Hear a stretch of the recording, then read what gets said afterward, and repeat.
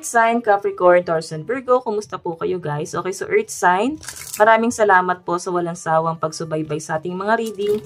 And sa mga nagtatanong pala about private reading, ay iiwan ko na lang po yung link sa atin pong description box below. So, tignan natin Earth sign, ano bang inyong gabay kapalaran ngayon. Okay, Earth sign, Capricorn, Taurus, and Virgo. So guys, meron tayong live and learn. So I think yung iba sa inyo, marami kang natutunan ngayon dahil sa mga na-experience mo, no? And I think, parang may nagbubukas sa kaisipan mo. Tignan pa natin. Marami kang nadidiscover. Yun ang nakikita ko, guys. May mga bagay ka napapatunayan ngayon. So, ayan, tumalon yung card. And nakikita ko, guys, pinipilit mong maging kalmado. Okay, ayan, no? Inaano mo yung sarili mo, kinakalma mo sa dami ng mga nangyayari, gulo. Ayan. Tingnan pa natin. So guys, meron tayong evidence. Sa pinapakita sa akin guys, meron ditong energy na napaka, narcissistic guys. Okay, na maaaring magdudulot sa inyo ng stress, gulo, malaking problema. So, yung iba sa inyo, earth sign, pinipili mong maging, kalmado sa mga nangyayari, no? Ayan, usog ko lang yung, natin. Pinipili mo na maging kalmado kasi, inaaral mo yung sitwasyon ngayong araw. Aaralin mo, sobrang i-analyze mo yan, guys. Okay?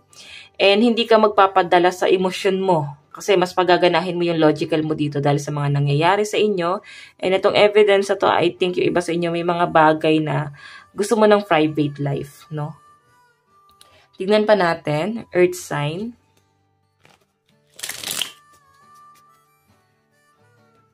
Earth sign.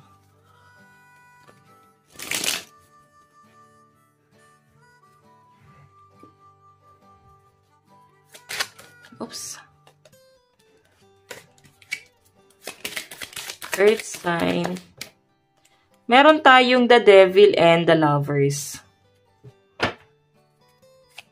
May energy rito guys, maaaring patungkol din sa inyong love life, no? I think itong person mo, the devil kasi guys, toxic, no? Toxic yung nakikita ko rito. Yung partnership nyo guys, hindi na guys worth it.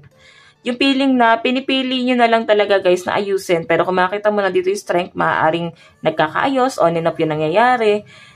Parang walang nangyayari. Okay? Sabihin natin nagkakaayos kayo, nagkakabalikan kayo. Pero paulit-ulit lang guys yung cycle. Talagang nagiging toxic siya. Page of Pentacles sa pinapakita sa akin dito guys. May mga nasasaktan dito sa mga earth sign. Doble-doble, triple-triple. Okay? I think yung iba sa inyo, iniisip mo na lang ngayon is yung financial mo kasi Page of Pentacles, so bago pa lang. Mukhang ito yung mas pinagtutuunan mo ng pansin, mas focus mo, okay?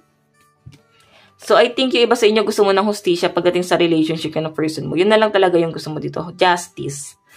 Tignan pa natin guys, ano pang ipapakita. Okay. Pagdating sa inyong finances and career, earth sign, Capricorn, Taurus, and Virgo.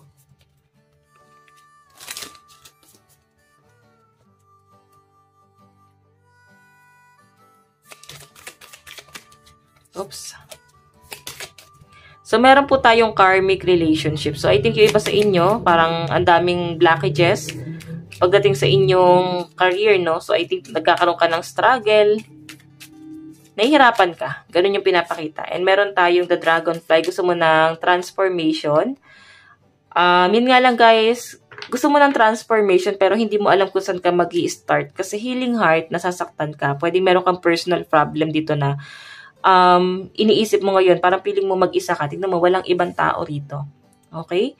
And piling mo nakalutang ka sa hangin na nag-iisa. And parang kailangan mo ng pagbabago sa sarili mo talaga. Okay? Pagdating sa financial mo, karmic relationship, I think hindi kayo okay ng person mo, lalo na pagdating sa daloy ng inyong pera kasi nasasaktan ka rito. Okay? Gusto mo ng pagbabago, gusto mo lang naman na may magbago sa relationship nyo. Yun nga lang guys, walang nangyayari. Walang nagbabago. Okay, so tingnan natin pagdating sa inyong love life. Sa love life naman po ni earth sign, Capricorn, Taurus, and Virgo. Siguro guys, ang pinagtatalunan nyo rin ng person mo is yung pera. Ipon, maaaring may mga pinag-iipunan kayo guys, pero yun nga guys, hindi kayo nagkakasundo. Okay? Tingnan natin, pagdating sa inyong love life, earth sign, Capricorn, Taurus, and Virgo. Heartbroken. Ayun, no? Deeply hurt, sad, separation, breakup, feeling lost, grieving, and mourning. So, iba sa inyo guys, nasasaktan ka ngayon. Broken-hearted, or pwede parehas naman kayo ng person mo. Tingnan natin. Meron tayong heart with a key. Okay, so tingnan pa natin.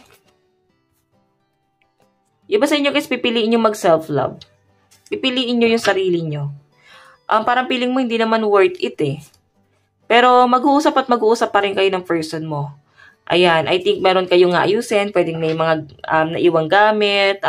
Pwedeng may settlement sa ibang bagay. Pero sa pinapakita sa akin guys, mag-isa ka dito. You know, unconditional love, self-love, oneness, passion, affection, and attraction. I think marami naman nagkakagusto sa mga earth sign. Pero mas pinipili mo na doon ka sa isang taong sinasaktan ka. Or nasasaktan ka. Okay, tingnan natin ang inyong love advice. Meron tayong attraction. Marami talagang na-attract ang mga earth sign. Marami nagkakagusto sa inyo. Meron tayong romantic feelings. Meron tayong engagement. So, iba sa inyo guys, possible na magkakaroon po ng engagement. Pwedeng ikakasal ka. Sa ngayon guys, wag ka daw munang magmadali kasi kailangan mo daw munang mag-focus sa sarili mo. Kasi, ayan no, love nga to. Tapos ito, attraction, mag-isa ka lang din dito. Parang kailangan mo munang matutunan ang mag-isa. Okay, kailangan mo munang matutunan na mamuhay mag-isa at para magkaroon ka ng kapayapaan sa sarili mo. Okay, siguro kasi nasanay ang mga earth sign ng nakadepende or pwedeng matagal kasi kayo guys eh. Kaya parang nahihirapan kang i-detach ng ganun-ganun lang. Okay? Or kalimutan ng ganun-ganun lang yung inyong pagsasama. So, tingnan pa natin guys ang inyong advice. Meron tayong speak your world into being. Kailangan mo ng kausap ngayon. I-share mo yung mga problema mo, pinagdadaanan mo. Go for it. Kung ano man yung mga iniisip mo ngayon na solusyon sa mga problema mo, ituloy mo na yan. Kasi pwedeng isa yan sa mga hakbang para makuha mo yung success. Meron po tayong keep your heart. Ngayon, mas importante ang inyong sarili.